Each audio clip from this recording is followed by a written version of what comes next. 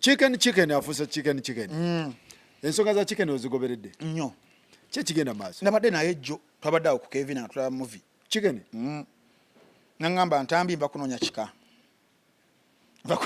kyange so omeetinga chicken namu meeting chicken netwogera nambulya ne kubyo pressure okumukwata biki pressure nabiki naye ensonga zaabwe kuva zatandika ku lunaku olwokuna lwali lwakuna I think lwakuna ekiro olwokuna ekiro ensonga ezo zigenda okutandika ku ssaawa nga 3:30 nali njogera ne namba emu nga twogera lino byaffe ngenda okugenda ku makya ngamba namba emu twogera naye ate ekiro yabadde anoonya ki ku live kati kitegeeza bano abantu ababiri bantu bange era mbaagala nnyo bombi kyenkanyi era ensonga eno njagala mbeere as neutral as I can but bringing in amazima n'okulaba tuyinza okuba nga tuyigira mu nsonga eno ffe abasigadde kati social media eno kwe tuwangalira sakozi erina obuzibu bumu erina ebirungi byayo sijja kugaana naye erina ebizibu ebyayo nti yo omanyi bebakyaba surrogates surrogate mother yoyo nti omuyimbi Beyonce tayagala kuzaala mwana nafuna omukyala niyamuteekamu amagi namuyambako kakati social media naffe wano mu nsi sina mu Uganda yokka nze ngenda kukubula ekintu ekiri geno nti it is serving as a surrogate for emotional support nti omuntu nga talina muntu gwe yeeyabiza kintu talina muntu gwabuulirako privately social media ng'ekolaki ng'eruma live ng'eruma ensonga ezalibadde ez'omukyama ezalibadde private ng'azituwa ffe ku social media acts as a surrogate for emotional support. Now waliwo ekyokubiri obwagazi the allure for public validation and narcissistic supply kitya social media eno gyegambye ebeera nga supplier mu Luganda ye muntu agaba mu mupiira yabeera midfielder left right center agaba nebeera nga ebikuwa ebyo nebibeera nga biringa nga ebyagala okukkusa naye nga tebigenda kukkusa naye nga privately ekiba kyetaagisibwa nti omuntu olina okubeera nga accepting what we call vulnerability you accept accountability you accept compromise gundi mu abantu ababiri but obuzibu bwebyo byenkugambye accept vulnerability nti nange nina obunafu accountability nti nina okuki owuninga ne compromise nti kale kanfire wano nfune wano ebintu ebyo bibeera mu private mediations bihatinga egos z'abantu kati abasenga tebagala kugenda privately ku engaginga then they come on social media ekyo kimu. Now there is what we call intergenerational trauma. Intergenerational trauma wano ng'omwana agamba me I was isolated tata tewambeererawo era balabye bangi tata teyakola ki teyambeererawo then tata nga naye agamba nti empisa zembi zobadde ng'ojjoyolesa kati bombi balina ensonga zaabwe oba okitegeera kakati waliwo mu psychology kyebataaminga nga triangulation defense mechanism triangulation defense mechanism yeeyo olaba nga triangle weti weebeera obugundi buno obusondo obusatu chicken ali eno ka left namba emu ka right kakati wano waliwo namwandu over kati jjo yagenze wani jjo yagenze wa sugar cane yabadde wa jajja sugar cane kakati ekyo bakitusomesa mu family systems concepts nti bano abantu abalala bo involvingamu abo okusatu bamaliriza ate be balumwa kubanga kati maama owa chicken abigenderamu atwezibwa naye mu kamera maama owa namba emu akubibwa essimu mukazi wattu n'ayogera sometimes abantu bamuwa comments ezitali ntuufu jajja sugar cane naye bagenze kumuteeka mu kamera era singa olaba mu comment section abaana bali mukubera nga bamuyuzaayuza jajja sugar cane yes bamutandise triangulation defense mechanism bw'oba okozesa jajja sugar cane ate bamulumbira kuki bamugamba yoba yakuza bubi omwana omuwala we oba omuzukulu muwala we ojagenda osoma mu comment section tebyalabise jajja sugar cane tebyalabise bulungi nnyo kakati now that brings a triangulation defense mechanism. It brings us to what we call public identity fusion. Public identity fusion yetya buli public figure golaba personal life zaabwe zaagala oku imaginga ne public life personal life ne public life nebikola ki nti gendo tunulire buli public figure mu nsi kabere Michael Jackson gwe regarding as the greatest of all time kizibu nnyo ekintu kyekisigala nga kiri private. That is the price you have to pay as a personal as a public figure. Omaliriza tewali kaamakako either gwo byereetera oba abantu babisokoolayo kyobeerako gwe muwendo ogusasulibwa buli ayagala okujja mu era omusajja bamwita Dr. Dre. Dr. Dre yayimba akayimba ne Eminem bakayita Forget About Dre. Yatuka ekiseera nga femme muyitiddeko nnyo Dr. Dre n'agamba singa kisoboka femme ne mugitwala n'enzirayo mu bulamu bwangu obwa Compton buli obw'omuggetto nga kimususseeko kakati ne bana abambi boolaba bombi they are all public figures. Buli public figure definitely buli akayanira okujja mu mataala yes kiriza obagaana omuwendo gw'olina osasulira kukujjako privacy yo balina ogitwala oba by mistake oba by intention n'okweka otya nga bivaayo oba naye yayinza n'okukulonkoma nti munanga tebantambe sibasizi okitegeera. Now lwaki bombi bachuzinga social media eno nga court nga therapy waliwo mu social media kye batusomesa era njagala mbisomese Kazola nga azze wano. Kazola naye ali ku therapy alina ba ku therapy. Okay. Waliwo kye bayita the attention economy effect kanji nnyonnyole. The attention what? Economic effect. The attention economy effect fenga ba scholars tuwajuwinga ne tugamba nti bibino ebintu ebituleetera obuzibu nilituka mu mbeera ya chicken n'ennamba emu. Visibility okulabwa kitegeeza maanyi. Attention economy yes equals to power. Yes. Engagement equals to validation, and then controversy equals to what we call algorithmic amplification. Chobalaba nti omwana oyo chicken ali mu kukama situation nti wave wakabaata agenderayo wanyina ne kamera akama kandi bakita algorithmic amplification from the attention economy bas wave wa mama agenda mu kyalo nagivuga paka ewajjajja kikajjo ewajjajja sugar cane ejo yaŋŋambye ate alumba na mwandu over agenda era wonna jajja over era wonna kamera tajja tuuka ajja tuuka oyo omwana ajja kweyala yaŋŋambye tambyawo baleke jajja over kati tuli mu attention economy effect afuna wa police gwagenda naye nze nkubuulidde kati awo naona yali mu kuyoola kubanga visibility nga bakulaba kitegeeza amaanyi visibility equals to power. Yes. Engagement equals to validation. Joko kuengaginga n'ekintu. Yes. Equals to okakasa ndi kyekyo. Then kirino controversy. Buli wotekawo story akavuyo. Omaliriza okama n'ofuna mu sente. Algorithm nobeeranga ogikoze eki ogyamplify. Ekiritaata kyagamba nti asitula YouTube. Definitely mugezi. Gwe omuzannyo ogulaba kati wa webale nnyo era agenda agikama situation paka ne kuba neighbor paka wedi master yamusomesa amubuuza amedi master tata ayita kumusana box Tiana gwe yazadde naye agenda mudeka mu kamera amugambe jjajjawo yalagoyiddeyo ko ku kerendo. It is called algorithmic amplification. Now mu psychology chicken kyaliko n'ennamba emu omusajja omukugu bali yamuyita Irving Goffman. Yatusomesa ku kibayita impression management. Yes. N'agamba nti buli omu mweyo situation yokkaayana ku social media. Controversy. Yes. Buli omu aba ayagala controlling a narrative. Time yakavuyo. Yes. Nti nze mutuufu oyo ye mukyamu. It is called impression management. You are managing impressions zino nti gwe mutuufu. Kyobalaba nti live we yaggwe yakabaata mwami nambe mu yalina okujja clarifying ebyamwogerwako wali.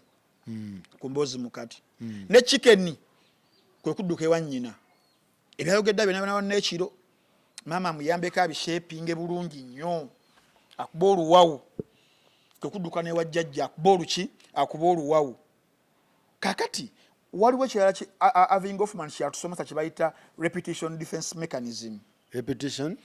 mechanism nga weddingana nti nga kino Kazola kye yankoze he attacked me publicly. I have to attack him publicly. Repetition defense mechanism. Nti singa sikikola abantu bajja kulowooza nti version ye yentuufu. so sagala abantu beewuunye lwaki bino biri ku social media sagala abantu beewuunye lwaki namba emu yalumba omusajja ku live nti namba emu yawulira gyawulira bamusindikidde linkira bw'omwana kyakukola publicly agenda okunyigamu ng'omwana akola ki alina okukozesa mechanism. Yes, bagita reputation defense. Your reputation, you have to defend your reputation publicly when someone attacks you publicly. Kuba oyinza otakikola abantu balowooza kikyamu naddala era yaffe ne taverify bagamba kikyamu lwaki wamuzeemu oyo tomuddamu nedda.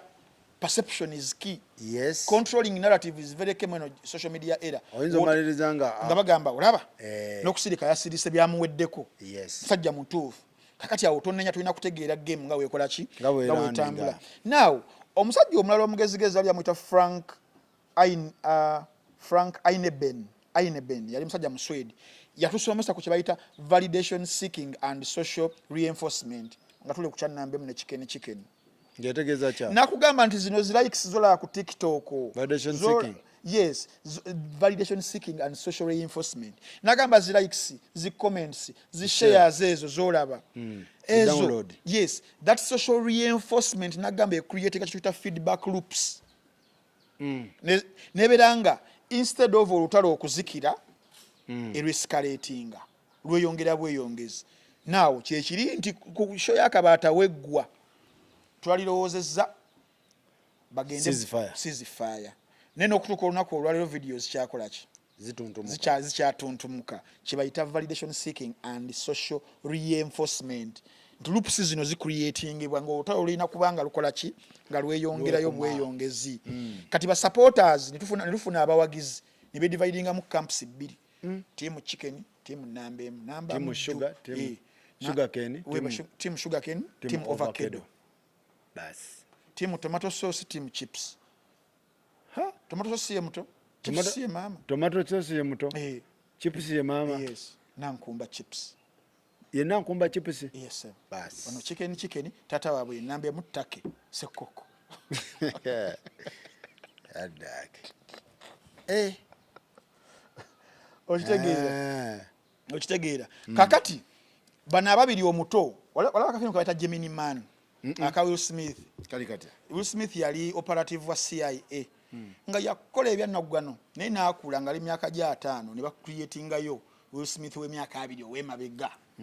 Kakati now tuli mu kintu kye bayita generation value clash. Generational value clash. Okay. Yeah. Nti namba emu naffe abamuwagira abakadde abakulukulu aturepresentingira ebintu bino mu lutalo. There is what we call traditional respect structures. Abakulukulu abalina ensa abamanyi culture. Definitely it is what namba emu is what abazadde.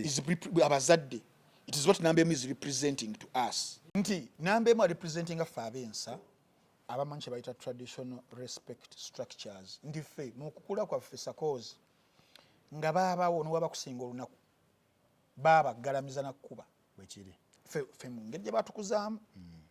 Kojja waakukuba nze waliwo mu 1998 nali mu P2 nasoma bubi nnyo nembeera wa kusatu third nabeeranga wa first awo Katwe Matters Primary School awe Katwe nembeera wa kusatu nga twakulira bajjajja faawo mu Ndeeba nga tulina extended family bakazi baani bankuba nga bampaanyisiganya kukola bubi mu kiraasi kuba wa kusatu ntandise okuva ku track naye nga mama wange anzaala tasobola dde okunterayo omukono nti muleke omwana okitegeera ne bakugunjula. So now structures ezo ffe ezatukuza namba emu azirepresentinga tuli ku kye bayita generational value clash.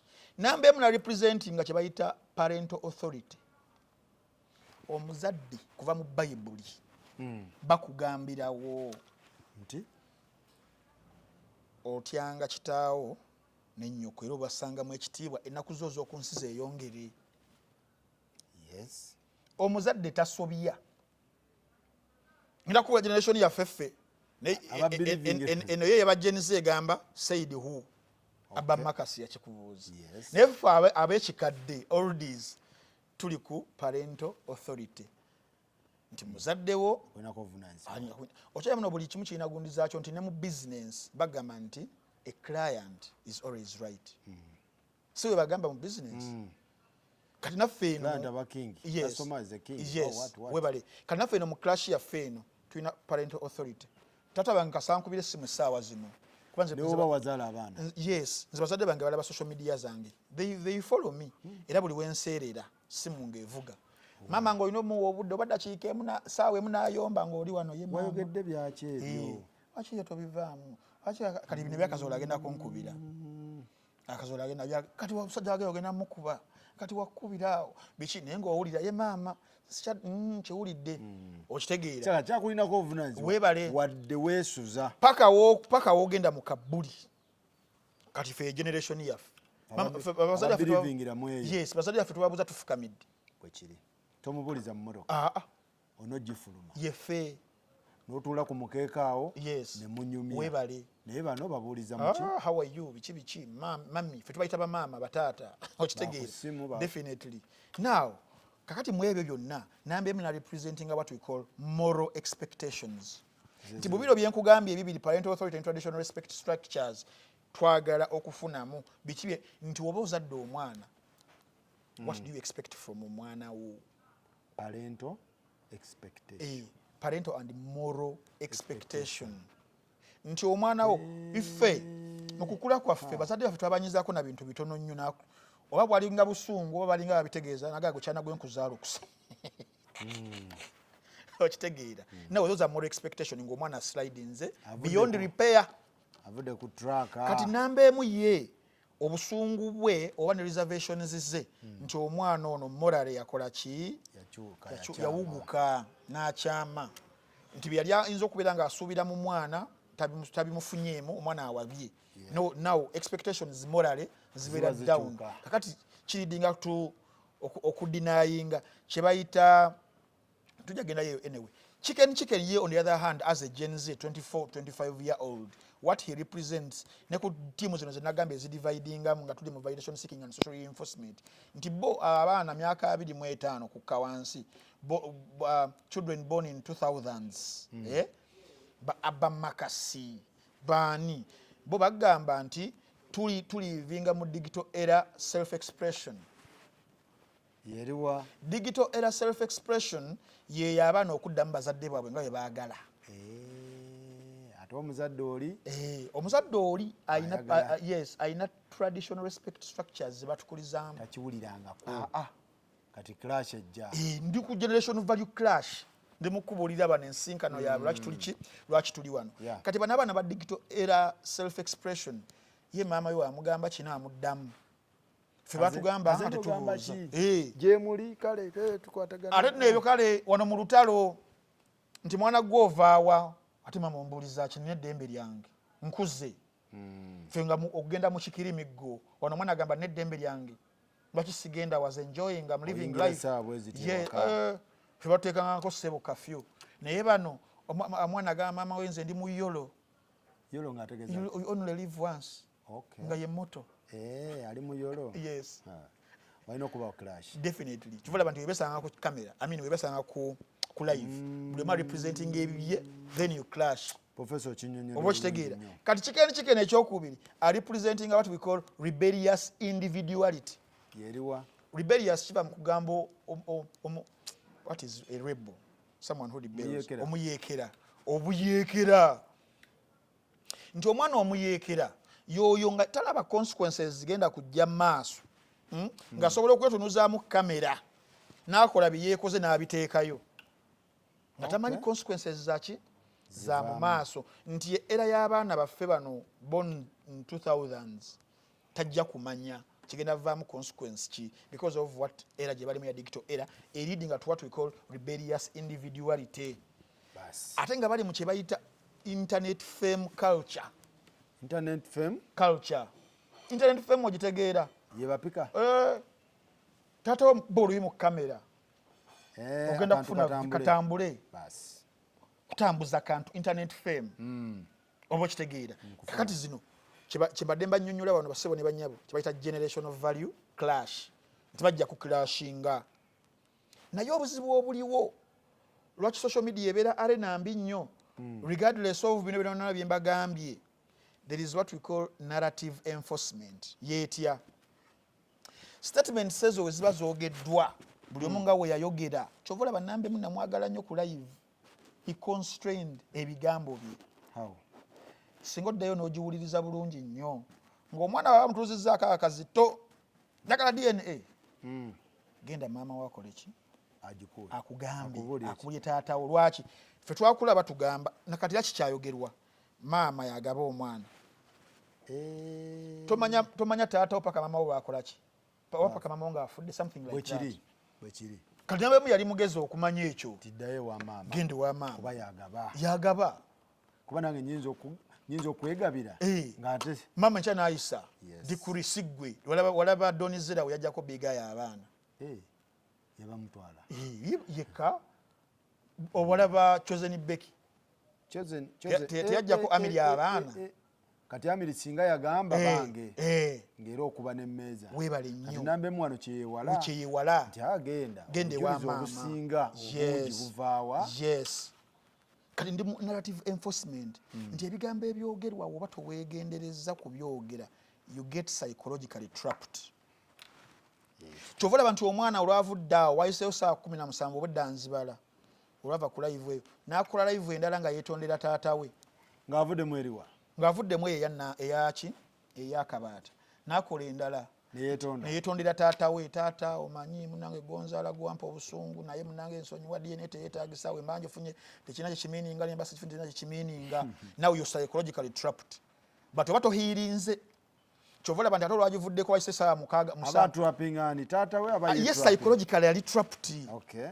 Nakola apology saa 7 endala neziyitawo n'alumba chips nankumba nokolayo akantu because tanaba kuhiringa ate wanaalaga yeetonze. Yes nkugambye ali psychologically trapped not healed.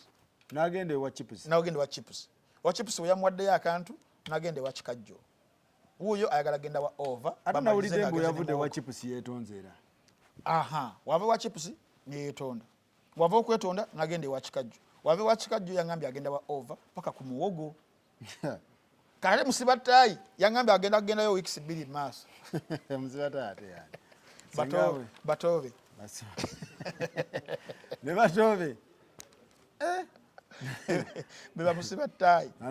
Kati omuntu abeera mu mbeera eyo nga chicken kiba kizibu nnyo okwadmittinga fault aba tasobola oba kitegeera nti kiba kizibu nnyo aba tayagala cruising kuba bali mu internet fame culture aba tayinza kukkiriza loss ebeera nzibu publicly kubanga eba egenda kukosa ego ye n'okukosa business ye eba egenda kumumaking so okufiiringa weak nti munafu oba kitegeera aba agenda kudisappointinga bamuwagira batya nshia n'otuleka mu lutalo bwotyo leka naawe ekitegeeza waliwo bamugamba alemezaamu comment section tewaziraba oyo mwana mugezi bopika batata batutamada mwana gwe banange oturepresent nzi banange tolabwangako oli mulungi nnyo kakati awo now that narrative basajja mbwa bonna bawagira webale nnyo that is now narrative enforcement kasofu n'abakuwagira oba tosobola kukkiriza buzibu bwo. Nakugambye eri mu bazungu omukazi gwe nalaba oyo psychologist yangamba nti ye waaba akola ku patient kuba bakola ku bazungu era yangamba nti bo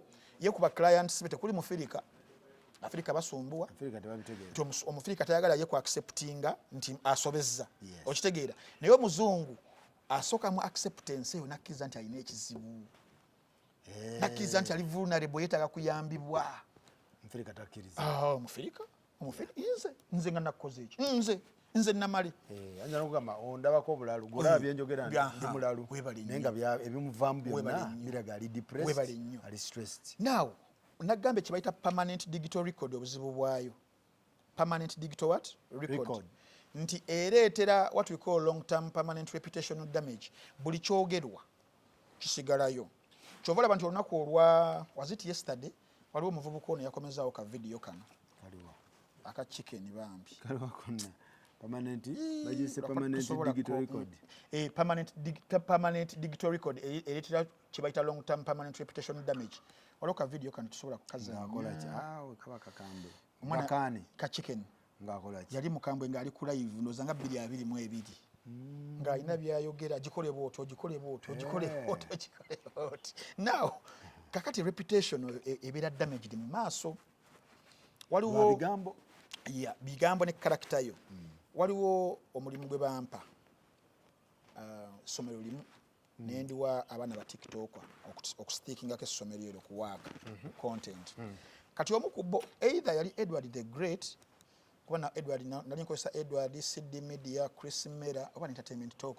Omu ku bo kastika k'essomero eyo n'akassa kuwaaka wa chicken. Contract nekomaawo kankulage message mga Katonda mu ggulu.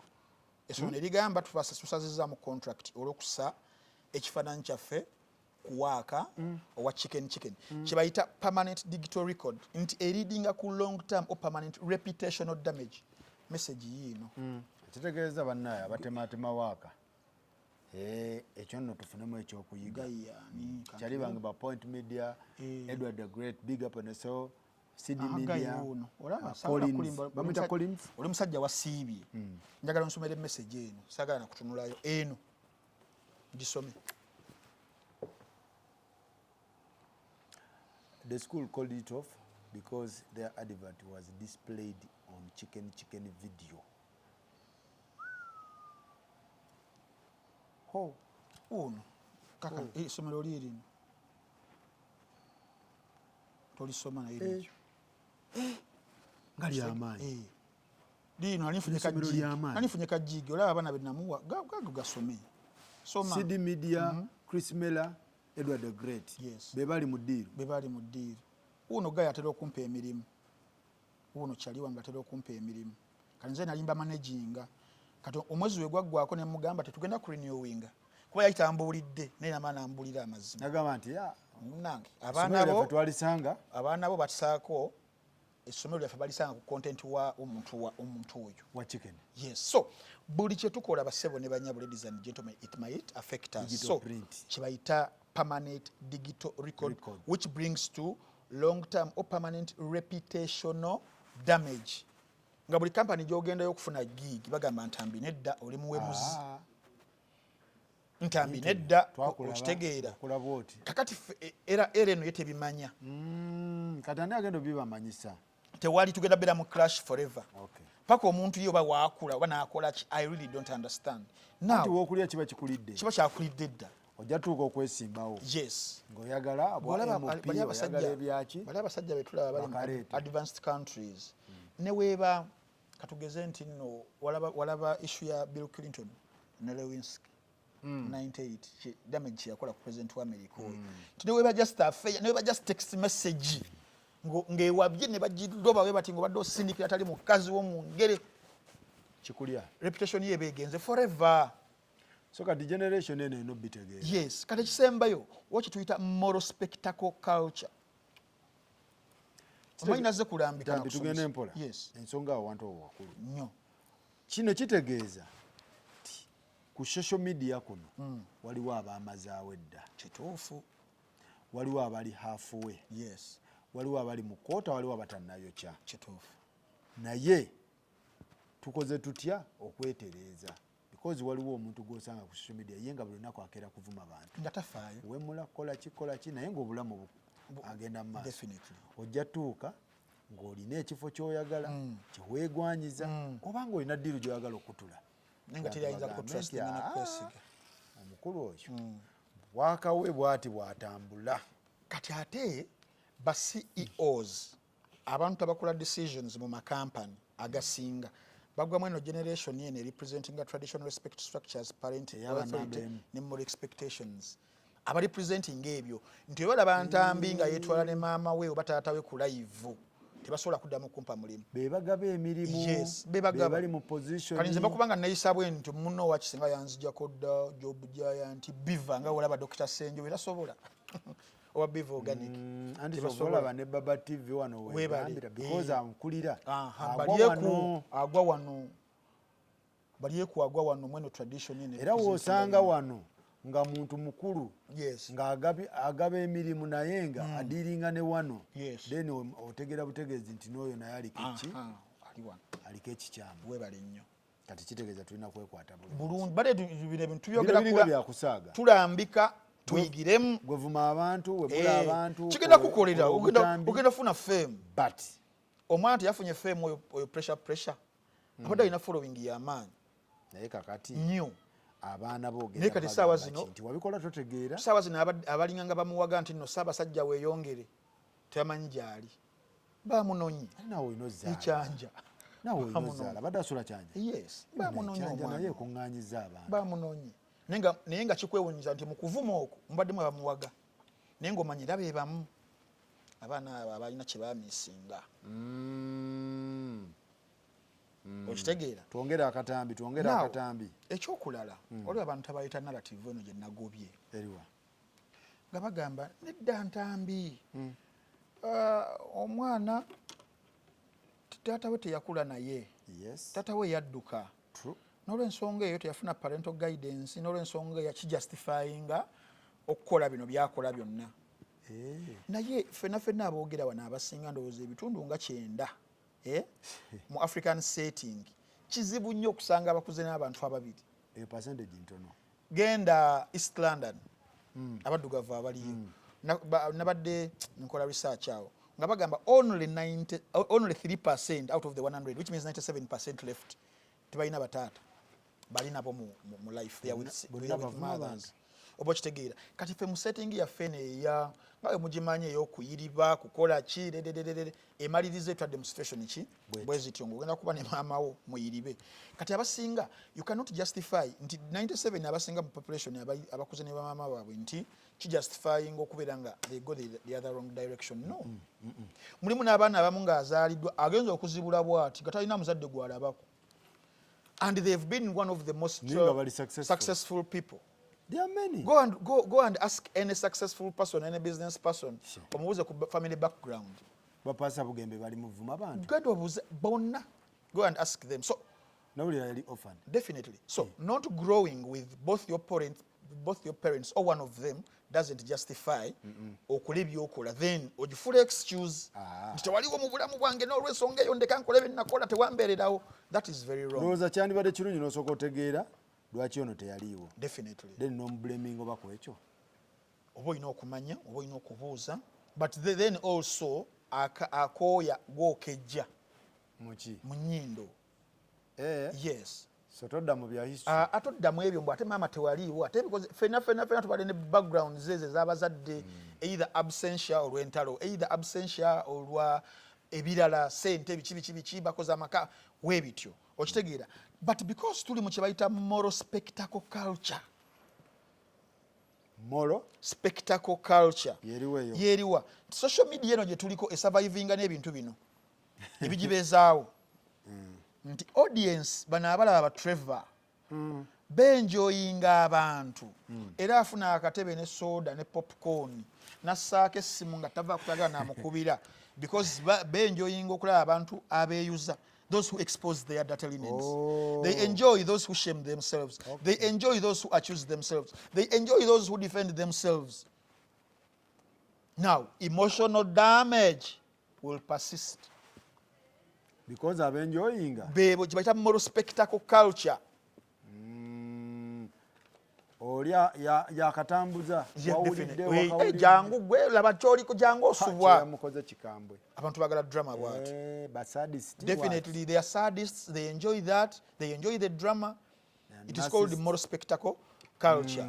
From eno ku mizigo nti waliwo alwana muvayo mwenna ne mutunula ne sawa nga bbiri nga mulaba balwana gujobere ngo ovuga olengere ku kkubo nga waliwo abalwana ababoda ojja kujiyimiriza olabe okitegera katulimu eyembera so you don't have to give it to them. Oba kitegeera kati kiri kye badde nkunyonyola ensonga eri y'abazadde obutabeerawo nti ereetera ensonga zino maybe ziriwa zitubali tunyonyolako wonna z'aba celebrities ebyo clashinga okubeerawo omusajja wo Marshall Mathers omumanyi Marshall Mathers yakola album Slim Shady n'akola ne The Eminem Show mwezo yakubira oluyimba Cleaning Out My Closet nakuba oluyimba My Name Is nakuba n'oluyimba mweno album esembyeyo nagenda mu depression yes before waliwo nino gyasembyeyo gye bayita living heaven ng'ayogera ku taata we gwe bali bayita Marshall Bruce Mathers the second kuba ye the third. Taata we yamulekawo ya myezi 18 18 months yes namulekera maama we Debbie Mathers ngakulira mu trailer park e Detroit. Bali Detroit je Michigan. Michigan Detroit. Kati musajja watu naye bambi that question zizo kubanga tazina bakitata yadduka yalizotenga akazeeki atadde mu nnyimba musajja watu ng'akuba maama we ng'akola ati yakuba taata wo okusookera ddala bubi mwezi ennyimba 3 ne maama n'amugattamu trauma ng'egasi era bye bimu ku bintu yamufunira anxiety nagenda mu depression natanga okufuna ezo prescription drugs Valium kataluzinga obulamu alina mukwano gwe proof naye nafa mu 26 okitegeera. Omuyimbi Jay-Z taata we yagenda wa myaka 11 Jay-Z n'akulira e Brooklyn mu project gye bali bayita Massey New York. Yes era waliwo n'akayimba ku album gye bayita 444 yasema 2016 444 kwe bayita Massey Me ng'ayogera ku ngeri gye yakulamu mu project zo without the father naye yama project mu Massey gye yakulira Jay-Z naye yama na reconciling ne taata yali amuta Reeves Carter mu 23 ng'ategedde ensonga lwaki taata yali akoze eki lwaki yali abuze 50 cent ye bazadde beti yabalaba nako bombi nakula ne bajjajjaabe wakula ne bajjajjaabe naye n'ategera we yazaala mutabani wona amupeeka child support omumanyi oyo mutabani we n'agamba nti oyo mutabani we yamuwa ensonga lwaki talina kunyigira bazadde be nga naye azadde nabeera ng'akola ki nabeera ne Joko kennyini Jeko yazaalibwa taata we yali mu Navy SEAL mu Germany naye taata we n'adduka ng'omwana muwere mama we n'agende South Carolina North Carolina ndoza North Carolina gye bamuzaalira nga talina maama talina taata mu bulamu naye kweno album empya gye ndi mukuuliriza bagiyita The Fall Off kuliko akayimba bakayita The Fall Off Inevitable akayimba ako yakakuba ali mu reverse ng'ava mabega wafiira paka eri taata we yaviira wataamulabako something like that. So kyembalenzawo okujjayo nti ba celebrities bangi nabo abalivinga mu mbeera kiki bakikoze bakubye bukubi bazadde bawe babakanze DNA bakikoze batya tebabakanze DNA bakozeseza art okuteekamu ensonga ezo naye gikyaggwera yonna nga bamaze nabo kuzaala ne bategeera ne bagamba lwaki taata adduka lwaki maama adduka kyali bwe kityo. So mulindowooza nti chicken kirungi kyafunye omwana katusuubire maybe alimu ebimu ku bibuuzo byabuuza nabeera ng'akitegeera. So mu engagement yange naye nagezaako okwogera naye ye ng'agamba ki yalina obusungu ge mazima munyiivu yalina obusungu era nze mbutegeera ye yabadde ayagala ki gye buva ayagala recognition ya taata okubeera mu bulamu talina kyamaanyi kyayagala omwana oyo ayagala taata abeerewo taata kyasobola kubeerawo nti noba amugulire olugoye oba sobola nedda naye recognition taata okubeera proud of their son that is what chicken wants. Nambemu atumire ku chicken mutabani wange omutabani ayagala kyamaanyi n'omwana we kyayagala by the way ayagala recognition yes okuva ewa taata taata kagamba ayagala taata amwenyumirizeemu kyali kati taata aleme kudda mu bya edda senga avuddemu ngazeemu maama yamwenyumirizaamu essaawa zino baba bo baba batwenyumirizamu regardless kati ye regardless mama yasigala ye talwanira mataka tayagala biki yayagala recognition okuva ewa taata nti mutabani wange yoyo yeggwe wamubuuziza lwaki addressinga taata we nga ng'erinnya anti yaŋŋambye ntambigo kyeweerabidde ffe tuli mu digital era self expression. I can call my parents by names. That is our era. Gwentambi oli mukadde oli mweri generation yammwe ya structures. Ya muzeeyi taata baaba ng'obadde okimanyi nti omwami Kyagulanyi Bobi Wine Nyanza amuyita baaba nakati bwe kiri wadde nomupata ebikoze ebitawa amaanyi naye amuadressinga nga baaba nakiwulirako nga ndi naye bwe kiri bonna badakisi baaba ne Banjo bonna bamuyita baaba Eddie yawe baaba Bobi Wine bano badakisi amuyita baaba okitegeera kati yaffe abali mu traditional respect structures nti bazadde baffe bazituteerawo nti in their absence nga tebaliiwo respect structure nesigale ng'etukola ki etukwatiridde tukuze ate bano gye bamenya ono mwana abanamamaye nga amuclashinga naye gwe maama biki my mother knows akatabo kawandiikiddwa so kati DNA yakyajagala wamubuuza DNA sijaaliko omwana amanyi amawulire ali wano ku gundi kyewagambye yes kantu kutambula kantu moral spectacle culture n'enfuga ne narrative enforcement yes kyekyo bino byonna tewali ayo byakwekwasa singa nambemu abadde omwana amrecognizing oyo nti big up to my son singa tetuli wano gwosomuwa big up wabawo because era kiddayo anti nze ndi mu nawe oli mu era ya nambemu anti bwe buzibu muwe big up kale wuwo ndi mu eri era nanti bwe buzibu etagaba big up eri era sebo bazadde yafe gwe nkweganya genda ebyaddala ne mukiramu n'akugjamu ebali bakambwe kati eri era eveewo oba egende mu eyo era yekuzizza ensi teri nsi ebeerawo nga terina respect structures teriiwo ne politics yennyini okumuleeta abo abaamuleeta baali ba the embedded family structure kati ki ekirina okukolebwa essaawa zino kubanga waliwo yabadde agamba nti oba abakulu b'ebika nabo batudisappoint baggwamu amaanyi nti ensonga zino edda ensonga weegwawo mu kika ekika kikola ki kituula akulira olujja akulira omutuba ow'olunyiriri ow'essiga ow'okasolya bonna ne bajja netugenda ku kitawuluzi ne bayita omuzzukulu ono ne bayita n'omuta ne bayita ne maama ne batuula ekika ne kikola ki naye ekika abakulira ebika tubabuuza mu generation eno mutuula ddi anti obuzibu obuliwo batuulako ddi n'ensonga za family obuzibu obuliwo wonna twajjamu influence eya western nemaamira generation eno wuliriza sakozi point yange kati wabeerawo generation clash eno eriwo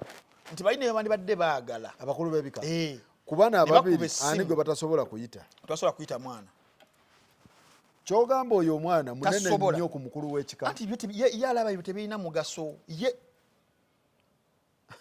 generation yabwe anti yekugamba anti tebatulimbye nze njagala nkubulira crisis eriwo nti bano abaana bwe tugamba okwagala okusanctioninga ajja atuula awo omwana oyo yakugamba gw'ogamba nti omukulu tasobola nagamba said what who kati ye tarespectinga omanye omukulu w'ekika kikitegeeza anti ye ffe tukimanyi abakuzibwa mu structure kati bano generation ya Nickelodeon temanyi wa mutuba nze senga wange ayinza okunkubira essimu anti gwogweri waffe eno ya Nickelodeon MTV base channel O tubuuze koona lino lizze litya lizeolwa generational influence empyene eriwo ey'omuzadde nga bakubye ku mwana w'omusomesa namutwala ku poliisi okuba otya omwana wange gavumenti negamba temuddamu koona ku baana abo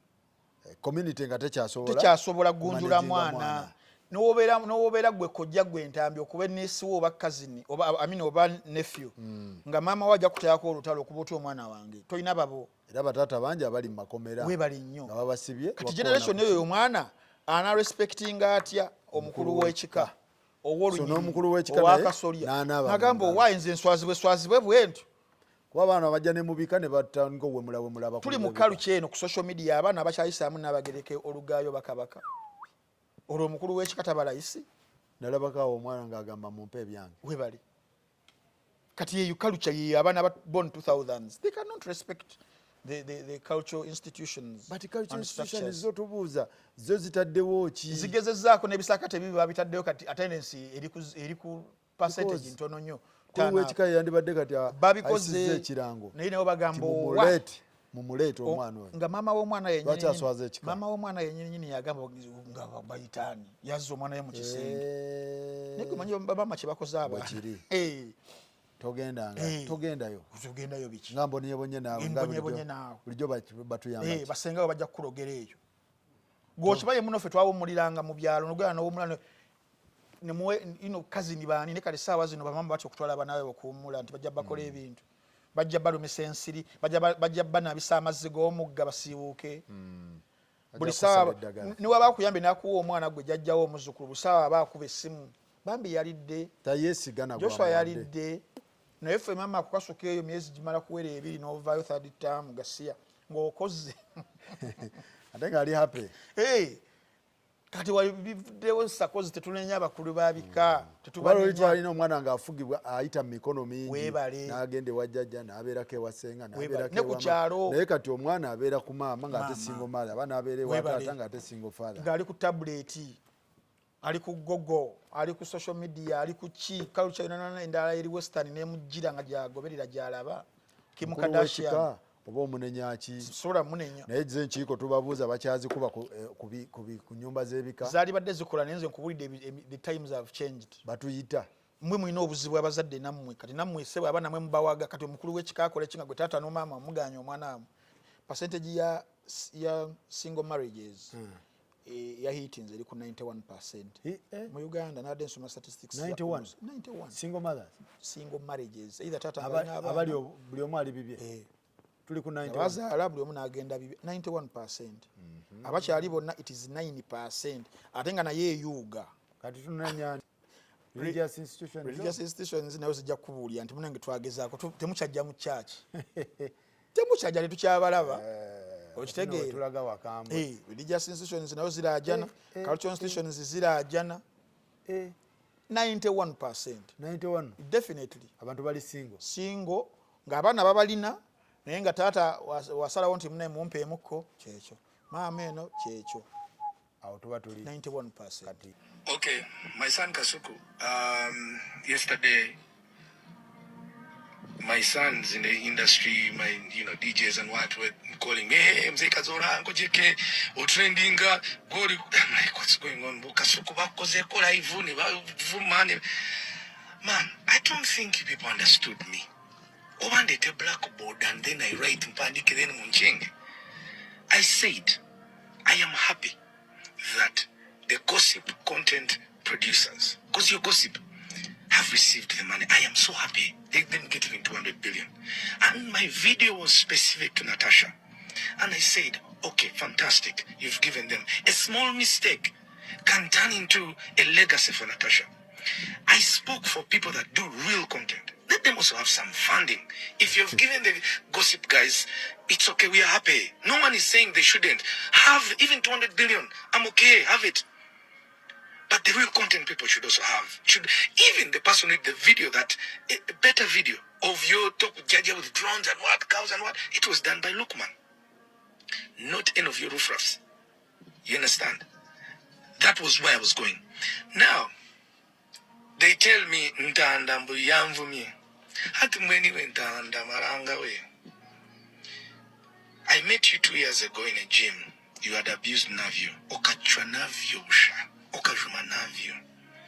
And in the gym I told you, Ntanda, you can't do that. You see, you abuse people because nebatia abamudei ujumuntu mchobusha. Hatinkiwe Navio. You're not even fit to be his shoe cleaner. Iwe Ntanda. Okanjuma bwasha kibu wanjuma wanchwabusha. Ogarikire wanjuma Ntanda. Nyotinde Navio ndo mujurwa manjeri. Inja kufutere bukonde maranga we. Mwende bukukusha. Turanwire mate weno rinko umwire wayo kwa shako. Ntanda, you have no favor and anointing in this industry. In the industry that me JK have put a storm to. You're fit to work in Rufra, Nano Mochari. Nani Kantanda, Mubutanda, Wawin, Juma, Nujumoto, Yiwiki, you Kasuri, Maranga, Ninja, Terra Conde, can't we think of Terra Face, Ninja, Terra Conde Gienda, no money or tea, Mazul. Mzee Kazora. Okajuma Navio. Atandise okufuna alliances. Otalo lumulemeredde. I addressed the man kunako olwokusatu nga ye and is bringing in old stories of people benayogerakoko. Kazora je nze ng'omuntu I really appreciate whatever ettafali lye yagattako, in all honesty. Okay. Kyonna kye yakola oba yakikola atya yali generation ye. True. Now the biggest problem I have is okubeera ng'essaawa zino ali mu identity crisis, okwezuula. Nti edda baakola era bali b'amaanyi nga wakyogedde oba nga wabadde akyogedde oba nga wakyakibragingako. But then akaseera kaatuuka ne bifeedinga n'amazaawo. And that happens to everyone. Yeah. It will happen to each and everyone, It is including okay. me, It is okay. including you, including whoever. It is okay. Ba Mike Tyson baliko ab'amaanyi niye yatuuka akaseera nga naye anafuye. Michael Jackson we yafiira nga nabo banafuye. It happens for someone to fade off. It's natural. It is very, very natural. It is the transition gye tugenda mu ffenna. True. And now the man takkiriza nti nno yavaako. Takkiriza nti nno he belongs to the past. Okay. Takkiriza nti nno generation eno empya eriko yalemwa. Kubanga mulimu n'abantu abamu abagoba generations nasigala nga generation wejja n'ebyezze nabyo ng'agidyamu. Ba Douglas bakyaliwo bakolanga mu myaka gy'egimu. Douglas yakolako Douglas 27 yali Katogo. Je Kazura yali akyaliwo amaanyi mu biseera ebyo. Cuts. Yes, Cuts yaliwo. Cuts mbuna akyaliwo. Kitegeeza nti bano waliwo bannaffe baba akola ki abayitamu mu muyaga ogwo ne bagguka. Mulimu n'abaagusigalamu bakazoora. And when we say these things ne tubyogera, it is what they call abusing. And you have abused him? Yes. How? And that is what he said. Ntambi avuma naye nga amazima ddala awo mbeera anvumye ekyokubuulira omuntu amazima bwegatu nti you belong to the past. Oli mu past glory. Olinga AC Milan. Zaaliwo nga balina Kaka, balina Sidoff, balina Inzaghi, balina Crespo. Mabega nga balinayo Japstam, balina Alessandro Nesta, mugolo balina Dida. Dida takyasobola kati. Takyasobola. AC Milan yaggwesa Kazoola. Kazoola takikkiriza. Suffering from that narcissistic injury. Wow. Narcissistic injury kye batugamba nti nno nga generation yeriko tesobola kurecognize nti go wali akola kujjamu agenda tebabirabako nga bannange kikuluma. Generation empya tolina muntu gosobola kubuuza Kazoola. Kyobola bati Kazoola n'oba okebedde ku TikTok yo oba tayogedde ku ntambi oba kasuku tasobola wadaweza 10,000 lwa views genda okebereyo. Ankebere wano. Byakola tebiriyo ku internet. Ate je kata generation yene ebisobola okubitegeera ebyo si yabyo. Fabaliwo fabayinza okumujjukiza ku bantu. Kutogera ebintu ebyo. Olwo tuba tuvumye nenga twogera mazima. Je Kazoola wuno TikTok yeteweza mitwalo 2 gy'abantu. What? 19.5k eyali ow'amaanyi. Kati bino biba biruma bikuwa narcissistic injury ne bikuwa relevance anxiety. Luno yalutankudde. Uno ino show gye yankoze video gye yankozeeko esatu 10 namazana gyo commentingako ngampisa entanda namugamba who is Ntanda era wano yasutukidde kuba nagisanze nina abantu bisatu abantu ne bajja ne balaba ku lwange kuba nagisharinze na repostings kalira bazini ndala za tatogeddeeko 17 13 eno gye yatogerako era mitwalo 69 to posts 2 mu myaka ene gya account ye gye yakafuna mu nga hits nga yogedde ku Ntanda nga yogedde Kasuku. Now that person abayina that ogambe bulwadde obabuyita bata relevance anxiety and narcissistic injury, it is what the man is suffering from. Mu psychology batugamba abantu abo they suffer from what we call histrionic personality disorder when they are no longer recognized. Histrionic personality disorder which brings adjustment disorder too. It is what Mr. Kazoola is suffering from, and that disease is suffering n'abantu bangi ne mu music eno. Ng'omuntu waliko gamazima nga waliko Kazoola yaliko walaba abalya. Yes. Atabuka. Nga atabukira ebyaddala Kazoola yaliko nze njja babuulira yaliko nga wamaanyi. Mutemya Straka naye wa Straka bonga tebakayana. Straka naye yaliko n'avaako n'awummula. Baluba property. Webale nnyo. Si be bakyoye zimaye bani abo. Baluba ngakola ne desire luzinda. Chopa. Definitely. Omusajja wange ono wavumbula Drake Sekeba yamala n'awummula ne luli namusanga walina ng'abavubuka. Drake gyali awummudde buziga. Ali buziga ki. Webale nnyo but yakolerera obukadde.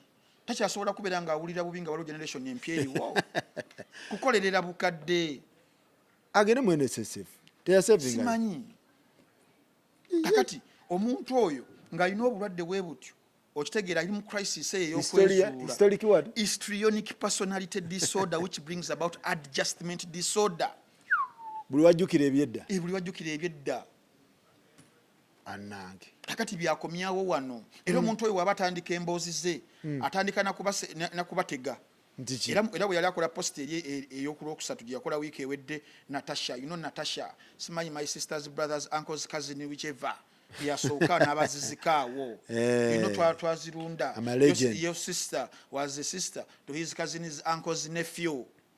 Now that is all nonsense for us to add to okubira nga tubiwulira tubyetaaga tetwagala kumanya taata wo yaani jjajja wo yaani no twagala content ali relevant twagala byeyogera nga biri relevant tetwagala kumanya bani bakuzaala Kazola no you see a issue Mr. Kazola ate mbase kuvumye kuba nkwagala nnyo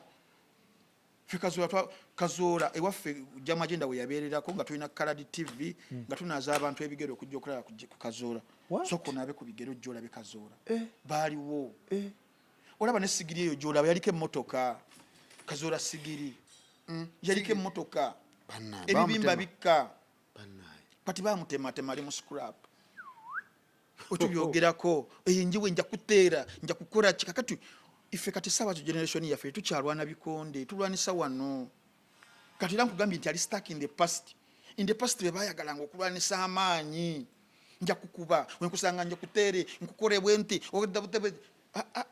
eno generation wano na wano mu mwana bwongo betulwanisa era yogedde bulungi twesanga mu gym kituufu twali tukolera ku gym awo ku industrial area nga atandise okundaba ntandise okusitula nagamba omuvubuka ono ayinza okunkuba najja nankolako omukwano nali ndi ku project ya kufuuka Dwayne Johnson nga n'omukono gutandise okujja nagamba omuvubuka ono era nesooka ne mubeba mukaawo nemukozesa very fitting bwendi nemugira Kazola nemuteeka neeno bwendi nga tuli ba mukwano gutusaza mukabo era Kazola neewunyiza lwaki Kazola wanyize fe abantu abali ab'omukwano nga tukuba gym ffenna Lubuna mutasawo guni yegenda mugwira dambeero ngegenda mugwira nenze ne musitulira kuba ngali wansi Kazola bannaye mga Kazola tozola ebintu bigenda kukuba so mukwano gwange era Kazola nkwagala nnyo sikuyinaako buzibu naye ate munange ensonga gye naleese mu ddiiro kugamba Kazola kimanyi musajja muyivu musajja yasoma musajja is a media practitioner yabirimu just nti bambi akatala kakola ki kazikira muri sikira bambi yayimba olimba tulimisubba watu akete kyatutondera nti olunaku lulikeera Katonda nasindika omuyaga ne guzikiza akatala ako alisongola omumwa Katonda n'akazikiza kati akatala ka Kazola kaziko kakola kikazimeera kazikira ate nga talina kinenyeza ku generation eno gyataddeko olukongolo ekisookera ddala ndakuzayo wali mu gym n'ebyali bitukayanya naye kati kansoke malirize Kazola agambye nti oba mbuyetaga twetaaga blackboard atusomese mboli Shukirina angambe siri fit kubeera Shukirina wa Navi awo ngenda kujjawo tofaayo mukwano kansoke malirize Kazola wano wagambidde kino abadde ategeeza ki my son Kasuku yesterday my sons in the industry, my DJs and what were calling, hey, Mzee Kazola, Uncle JK, or trending, what's going on? Man, I don't think people understood me. One day the blackboard and then I write mpandikire munjingi. Kati zabayita blackboard wano nsomese Kazola. Tugende masa. Kazola tugamba muno twetaga blackboard. Did he understand even the context of this discussion we atandikira? I don't know. Because his rant, je rantinga nga ayogerewa Natasha n'okwagala okusika eriyo. Yagamba nti generation yene eriwo fenna content gwe tukola kugamba ninganga omufu. Okay. We yagamba. Era na proposinga abantu abakola content omutuufu Balukumani Ali bakole kino bakole kiri dededede nayogera. Naye Kazola watategeerera asobola kubeera nga issues zaali ntuufu naye context gyatategeera nti mwami Kasuku we yagenda mu maaso ga President Museveni yamugamba ebintu byali bibiri n'amugamba tuli na association tulina ne SACCO ffe ba content creators mwami Museveni n'agamba ntaddemu billions zimeka 5 Kasuku wayogera mbu ba content creators tulina association diwe yayogerako nti nno association eno yaba gospels bokka bonna ba Lukumani bonna buli content creator asobola okubeera under this SACCO under this association obokola because content ono omulaba SACCOs content wanjawulo waliwo abantu abakola political shows political talk shows waliwo abakola entertainment okitegeera entertainment eyo nga naye alimu ebika there is someone agenda okujja nga waleeta omwami Nsereko nakunyonyola ebintu bya Spotify that is entertainment but ali ku technical level waliwo ogenda okuleeta ntami agenda kukola ku story nga yakusaagiriza oba ya gossip oba yaki waliwo ogenda kugamba content alimu ebiti bingi kitegeeza nti nabo balina yebasobola okubeera nga beegazanya but then naye nakola bracket nti ffe abakola eno tuli mu just gossip content atalina makulu naye nga ate ye yamukola content oyo atalina makulu yakola Kazola kuba Kazola semujjukira nga ali ku issues at hand issues at hand yaliko Peter Kibazo togeda ku serious discussions oba serious shows abantu abatematema economy definitely yali ko semujjukira naye awangalidde eno mu gossip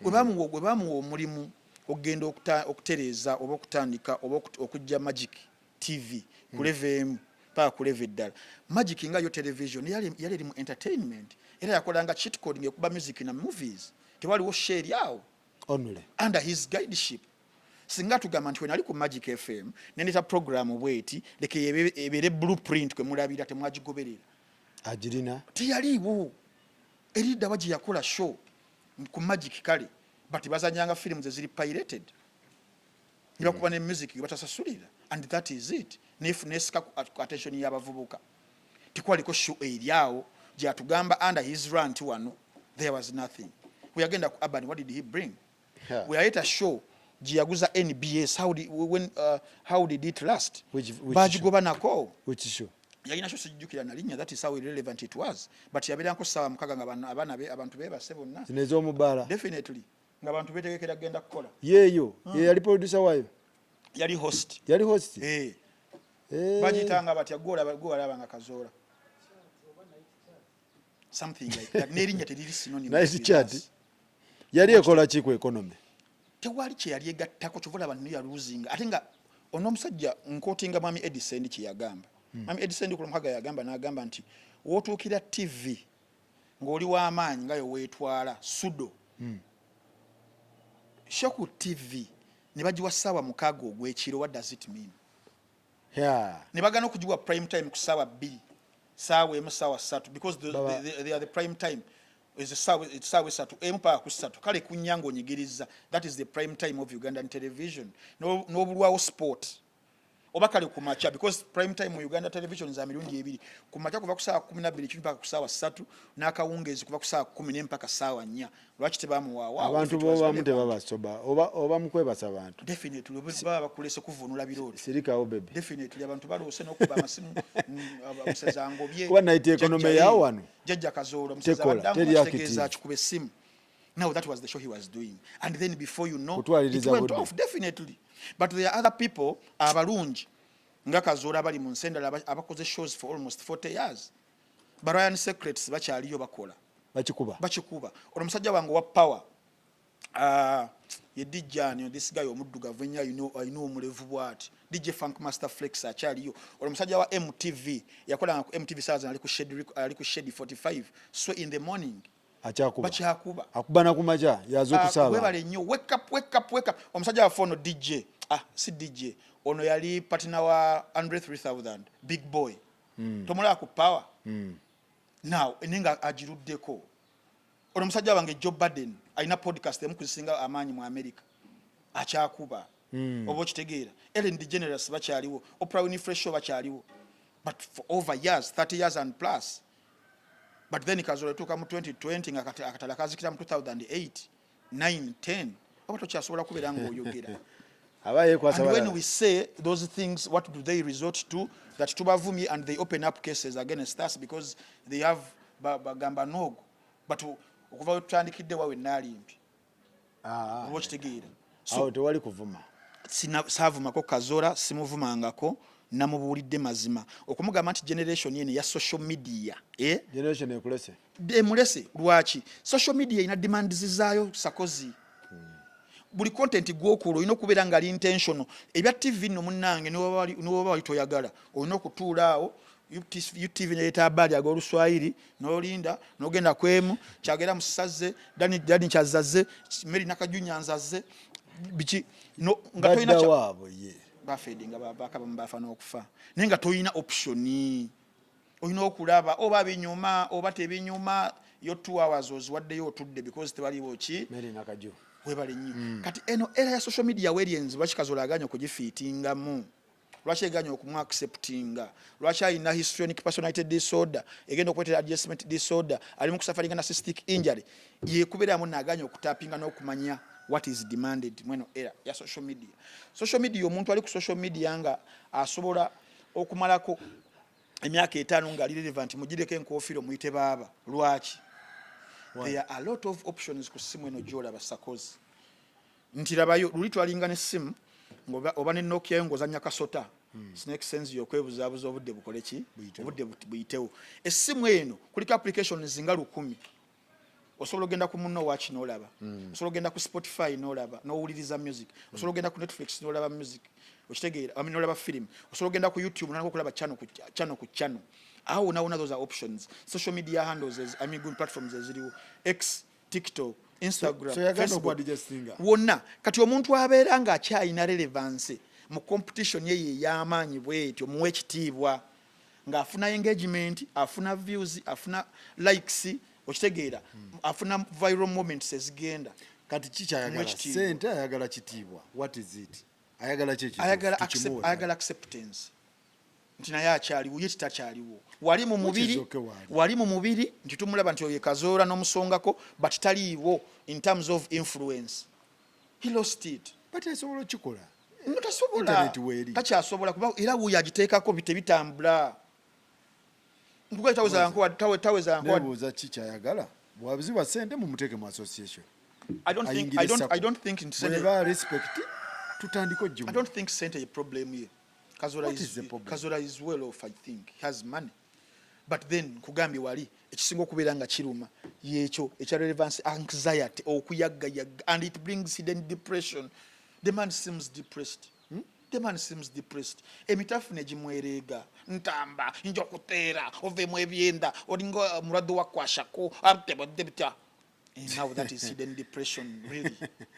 Toyina kwereega mitafu. Ne Kazola yakoleranga ne companies ennene zipapisiza. Definitely. Nga yabeera MC w'abayimbi abajja international artists. Kati awo wonna ba busy signal yali. Awo wonna nga w'amaanyi. Tugambe ne sigiri yaliko emmotoka. We respect you man. Tumurespectinga hasa eri enkadde and singa teyavuddeyo kwogera bino legacy yali badde intact. But legacy we tugikwatira naffe tugitaagula kwe kujja okulumba generation yeno. Generation tejja kukkiriza jiro. Tujja kumubulya naffe amazima. Nabadde mu example ya Aisha Speed. Aisha Speed esaawa zino yomu ku bantu abasinga okubeera followed ku social media. But what is his content? Ye content gwatuvumira. Talina nnono ekigondi ki. Tewali. Ne but ye content yo w'abagenzi gwe baagala. Jangu obeere wakavuyo obugole okole kirere okubessa amazi okole ki. Ogende. Kabilame. Kati Kabi akola ki? Najire ekintu microphone wadde ogirere. Kati naye ng'omuyombesa. No omanyi gundi ye we yagitunze. Company ye najiguza aba Hong Kong almost $1 billion US. But with that kind of content. Now your content generation ino gwekola ki? Gweyagala. Kati anenya Natasha. Okuchuzinga okutapinga wano. Mu content gwe yayise myopic content. Naleka content ali serious oba Lukumani ali genda okwata ebitooke okuva eno neri genda okwata emmwanyi genda okwata abakola ki ebyo ne wobikwata olina bisa ku UBC bidde ku YouTube olaba oba ku TikTok olaba binafuna engagement they want because tebidda mu dynamics za online at play okitegeera wenzirayo wali emabega. Kazola yasambana ali mu ligi y'abandi Kazola tugenda mu TV ereyo beba Miles Lwamiti later on ero balaba Miles Lwamiti asamba ni Lwamiti balina kubeera awo wazanyako kugundi ku Pro Evolution Soccer PES ono PlayStation mumanyi twagendanga ntubumba obusajja olumu tukozesa ba legends abakadde bapere ntubaleeta neera obwana bwatukubisanga ba Ronaldo abo ba Tevez ba Pastore Javi ate nga omukadde asobola okudduka yasambanga ne Lwamiti Miles Lwamiti entertainment eyo waliyo Straka bebamu Straka naye yasambira eyo waliwo n'omwami yali ani chopa balinga chopa naye yasambira awo batyo ate Habike niye Habike akyaliwo tafubi asambira tafubi masoko katono tafubi maso masoko katono tuli mu entertainment ani omulala gwe yasamba ongambe ne Katsi yasamba naye bulungi but Katsi is still relevant highly more than Kazola any day Utabali tuli ku Talanta East African Festival era balonze Katsi ne Ntambi to be the PR of the project, not Kazola. Okay. For signing the multi-million deal to take a pen to paper. Zegwa gamba mbo Ntambi, you don't have anything in this industry I built. My brother, I'm signing contracts with big companies. My brother, if you didn't know, that is my relevance right now. Sagala ku bragging about Mukama Katonda tusi zao. Yasamba kone Dagi nice. Dagi nice later. Muto. Yes. Ate Douglas. Ruanga after 2 years. After 2 years. 3. But Ruanga. I don't know Flavia Tumusimbe. That is the era. Kat Flavia Tumusima akulira TV gundi number Nation Media. Ate Gaitano. Nzire mukali. Flavia Tumusimbe. Esaba zino yomu kubakulira Nation Media. Abasamba ne Kazola. She has never ranted. Tali mu kurantinga. Ali mu kushaping abana mu media and she's doing tremendously very well. She's not sour graping. Why is the man sour graping now? Watch together. Hey, Gaetano Joko work from Big Brother now to radio. Still active. Very active. Full active. Fully. Mchala yani lucky. Gaetano ranting. No, he's not ranting. The man is enjoying his show. Peter Sematimba. He's not ranting. Atukubira wali 7 at 7 ku super. Wadekala chusa amarobozi. Oh no. Wadekala Sematimba chusa amarobozi, but that is part of relevance. But Sematimba is still active. Very active. And the man is very happy. Is he complaining? No. Tajja mitafu mu chenyi ntanda. Wala ne Rasarobu ta complaining. Msita suta complaining. Niba shankisa abali ku radio 1. Amani abali ku Sun ta complaining. They had their time. Elvis Kalema. They had their time. They enjoyed it. They are complaining. No. The man yomukubali abamanyi ku radio nga tukoze liberalization of media 1993 nga sanyweze ba Elvis Kalema ba Shanks VVD ba Rastarob MC. Are they complaining? Abe muchibi nkanga. Ye kati abo bonna naba mabegako, but the man is still relevant at CBS and Delta TV there. Abe ta complaining. He's not complaining. He's not, because he's still relevant right now and also doing media. Abu Kawenja Mulangira Ndausi. Ndausi neta na complaining. Yakola ne media gundi school of training. Mulangira Ndausi. Ndausi ali muri jimu ya Kazola. Definitely. But Ndausi ta complaining. Ate kugambye ate yagamba kachongere mu extra gundi yaberenga shaping abana mu mawulire. Kazola yandi badde ina school a training. School of what? Content creator? Of maybe whichever kyali kitumi. That is part of the influence. Ne ina buddies. Yali ne buddies baji complaining ako ba neighbor. Amane bajigala ngine ebintu byeraga ebitategerekeka. Okay. Abakazinga bave na so Gaetano baba teba complaininga gwobuuza lwaki ono lwaki mukawo ng'omususa because of histrionic personality disorder that brings narcissistic injury and adjustment disorder through identity crisis ne relevance anxiety byebimusumbuwa musajja wattu nenga mukwano gwange nze Kazola nkwagala nnyo twali mu gym nkugambye najja nangamba lwaki ovuma navyo Nemugamba Kazola, that is the biggest problem. Nti bowe bakolera ku radio. They were not opinionated. But presenters bonna abedda si kwogera mu bubi. They were about presenting anali mu studio, presenting a song or music video, genda mu bulango kukoma okutumira kutama simu. era eno gye tulina ya social media it brings about people who have opinions, people who are critics and analysts. Tebyaliwo okusaidia ku entertainment obijjukirako. They were not opinionated. Tebalina. Kakati me when I have my opinion and I air it out, ngajita insult. Because me, I said there is no Ugandan rapper dead or alive who can beat GNL Zamba, including Yeguya Yogedembu Navuma, nenga Samuvuma. But Seguya has never complained about Seguya kuva 98 ali mu mawulire nga wandika. Since 98. Yes. Sajja awezeze emyaka 2 mu emeka mu mawulire. Agenda wiza myaka 30. But he's active. Very. And he's not complaining. Definitely. Kasumba, simanyi eyo ligiye. Samson Kasumba ate yaveri najje no ngavude mu theology just ye late bloomer. Samson Kasumba is a late bloomer. Mukuru naye yajja late mpola. Yes, waliwo Bale Francis mistaken identity and brand identity theft. Chali awo. But when I say these things, ntambi avumye njamu baby konde alinga family estate ya Bale Francis since and from Samson. Era buli omusanga twejeregamu awo.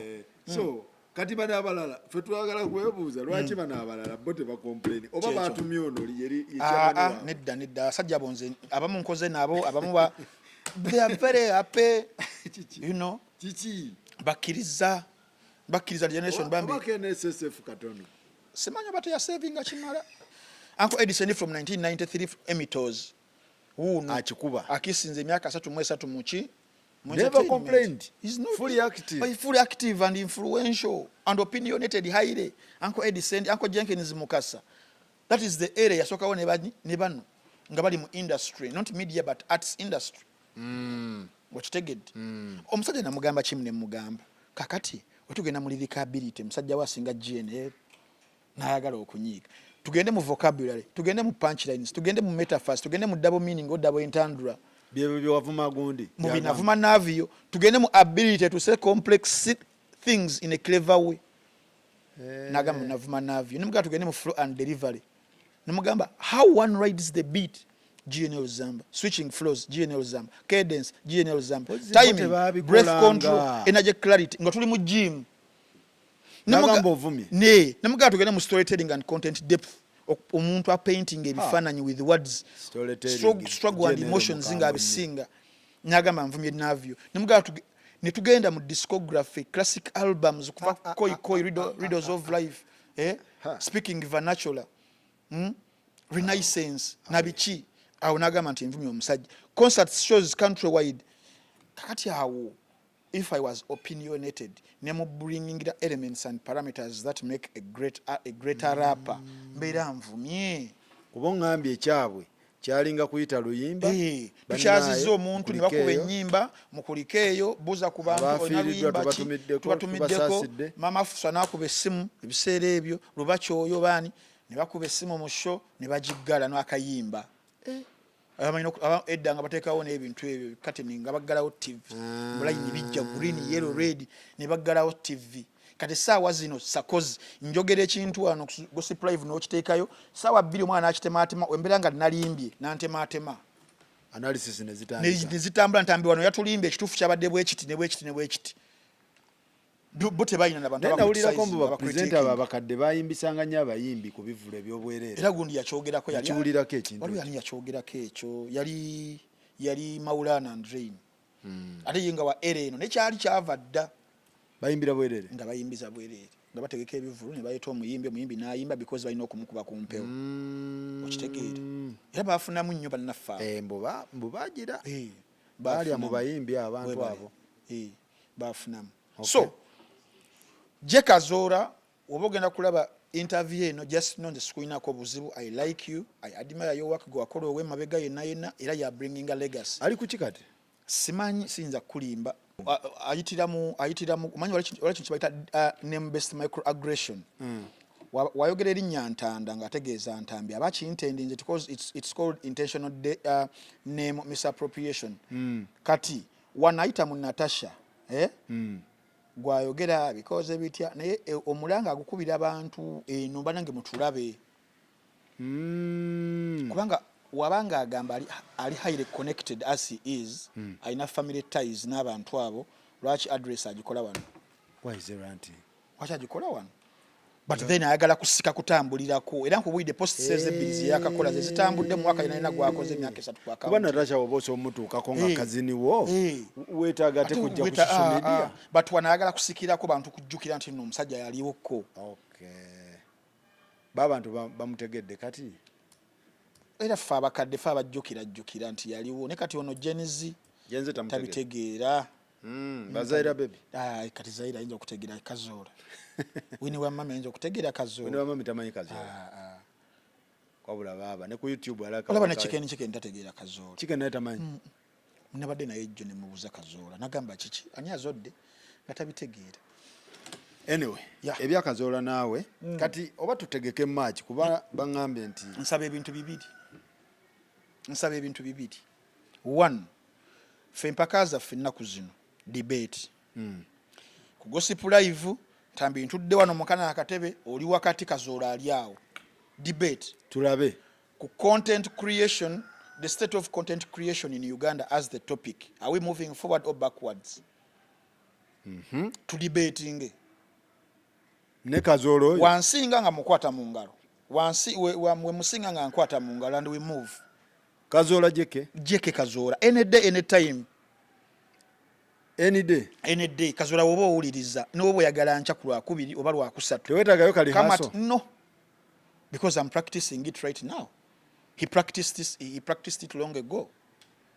Then ajja tuule wali ntuule wano bwoba oyagala bato yes come and we debate these matters. That is how people in generation eno wekola we discuss yes. So nga tumina kubeera banenga muvaako njagala okubajjukiza ku bannaffe aba Muno Watch ku mutimagano gwaffe ogwa www.munowatch.com ka firimu ke mwabadde mulindiridde ebbanga Vijay Junior final yakakoze ka firimu ke bayita War Machine yafulumye War Machine yafulumye Junior yagikoze abanyumirwa horror Wiso yafulumye abanyumirwa seri wale ka seri akapya Junior ke yakoze ke bayita Terran nanti omanye ebiye Terran kakati ni kano kali mu seri Vijay Junior yakakoze Sakone Films of course endala wenkibeda ku Vijay Emmy Shelter yagikola Bluff yagikola of course ezonkaddem Vijay Jingo muzeyi wa kazi Prison of Wars ezo films ze Violent Ends zezo jali wenkibeda na ku Vijay Tom ayinayo kabaka wa series Jezi Night Agent kyafulumye yokubiri season still n'endala sako ne Vijay wange wano Vijay Uliyo kankulabe Vijay Uliyo Midnight Jerry Forgotten Recalled. So genda ku Muno Watch gwa abayagala okubeera nga onyumira films enjogerere mba Vijays ba Uganda nga bakusomedde sako n'abalala abanyumira action horror series adventure love story comedy crime family sci-fi romance kung fu drama sport thriller and animation kwetu limitwale 3 ejja Uganda buli mwezi subscribing exclusively buli Vijay ali ku Muno Watch tebali walala abagenda mu byogobe n'ebyogobe bizijja waffe. So okubeera safe obutakubba jangu ku Muno Watch genda ofuna application yo ku simu yebeereko bulungi Android oba iOS namwe abakolera ku TVs application gye ligenda ogidownloading abakozesa HDMI ng'otadde mu laptop ogende ku www.munowatch.com nawe tubeera tukwanirizako bulungi nnyo nyini ddala. Aba Job Giant bo bagamba nti bakugamba nti emirimu bagattaganya abalina emirimu nga bagigaba sako n'abanoonya emirimu egy'enjawulo whether olina certificate olina diploma olina degree masters oba PhD gwe guno omutimbagano jangu ku www.jobgiant.net. kale saawa zino tulina abeetaaga senior auto electrician for heavy vehicles obalaba tumwetaaga senior auto electrician for heavy vehicles oyo asobola okubeera nga operatinga vehicles ebinene bagamba olina okubeera nga olina diploma mu automotive electro engineering 5+ years as an auto electrician specifically with 24 heavy duty systems expert level use of multimeters oscilloscopes and OBDI scanners. Basangibwa Kampala ojja kubeera nga obalaba. So sindika CV yo ku hr@jobgiant.net oba ogende ku www.jobgiant.net. waliwo n'abalala beetaaga heavy vehicle mechanic bino ebimotoka ebinene bamakanika ebimotoka ebinene. So nawe ng'olina 5 years experience in busy transport workshop, ability to use torch wrenches, engine standards and hydraulic press correctly, and also valid commercial driving license class CH or DH preferably, ne advanced craft certificate in or diploma in motor vehicle techniques osindike CV yokulu hr@jobgiant.net oba ogende ku www.jobgiant.net. namwe abanoonya of course emirimu emirala egy'enjawulo gibeera miyitirivu, gwanoonya teekayo, gwasaba gwalina omulimu naawe teekayo, embeera ebeere ng'etambula bulungi nnyo. Oba si kyokube ku nnamba eno ey'essimu office line obeere ng'obabuuza ebisingawo eri kanjirabe wano eri 0749 052 kanjidemu 0749 052 000. Musajja wa Apple Studios yakutumidde twakoze naye show ng'ayogera ku artificial intelligence ng'ategeeza abasomi kati abatikkiddwa balina okwongeramu ku kusoma ku artificial intelligence bye basomye ne babeera nga ate bisobola okubeera nga babyongeramu ekintu kino kuba kati ensi awo weeri abakufunye zi diplomas degree, so babayita ba Apple Studios basomesa artificial intelligence master classes. Oba oli waka oba okyasoma nammwe amasomero agali agasoma computer studies mubeere nga mubeesiga bano babeere nga bajja basomeseza ddala, obeere ng'omanya okufuna ssente mu artificial intelligence kuba kati awo ensi weeri. Kuba ku namba 0772 63 30 18 772 66 30 18 oba ogende ku appledigital95@gmail.com. abasembayo of course Biva Organic agamba yasangibwa Mengo awo akola ku ndwadde zonna ez'enjawulo wabula ng'akozesa butonde organic products nobeera ng'owona endwadde ezisookerwako ssenyiga, kifuba, musujja byonna bikolako. Sako n'endwadde of course endala oba za lukonvuba oba ziri chronic zonna, pressure, sukaali, hepatitis B, magumba, maaso, matu, whichever. Dr. Richard Senjobe gyali awo ku Biva Organic okyamira ku Hamu Kasarudi ng'oyambuka ku Masengere ekizimbe ojja kuba okirengera kya white sako ne green, akuwa consultancy bulungi n'akubuuzaako aye ne waba kuwadde obujjanjabi asigala akyakukeberako paka wootereera babayita ba Biva Organic. Alright, bwetyo bwe tubadde tetugenda kusukkawo, tulabagane next time.